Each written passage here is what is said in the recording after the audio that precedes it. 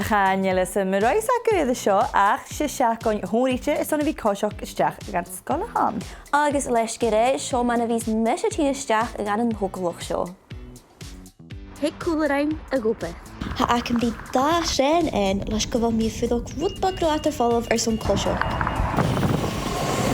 The next stop is Glasgow Central. Ha mi inis is station Glasgow Rian a Reen agus ha mi an clé go an lár na pléin ac yn. Ha písbog ac mi Coiseachd mas rig mi a BBC. Is sial seo a Hydro, in Armadillo agus in ACC. Thar si min nochid a seo agus Tamí the BBC a Reen. Agus sin mana bhís mis tíisteach a gúpa. Ma ha séibh se is an Coiseachd dhan Sgoil a hacáte a réibh se I chealtaingain nach chu si fis go Clann ag bbc.co.uk.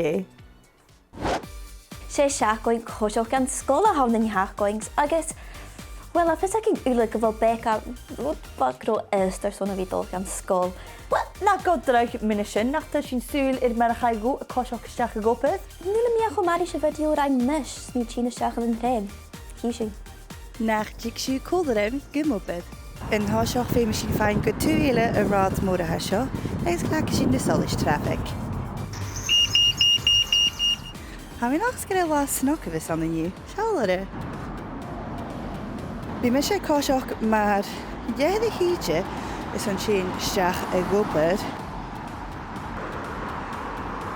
Scailm sa bhí thuas go háart in drocha te seo.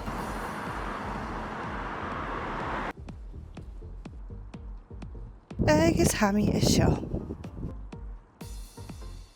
Well, aber Rod course, video ac mag a leorgu? Ba ma. Ba, chóirdarin. Chafúr nach chael sin tealach na haiche a Reen. Ach, ma solá sin heis ni fiaching I fat besbik. Ha sin féit an gwaith ní súring barach cebal na iadú san dúne. Ha mis smech go idal oas a chloa. Mis ook wel misci jo. Oh, ski Has mis. Gerst. Gerst, cofiad a hyrwys. Nuggets a sia. Oh, good. Stus y Wel, bwyd ik mesje.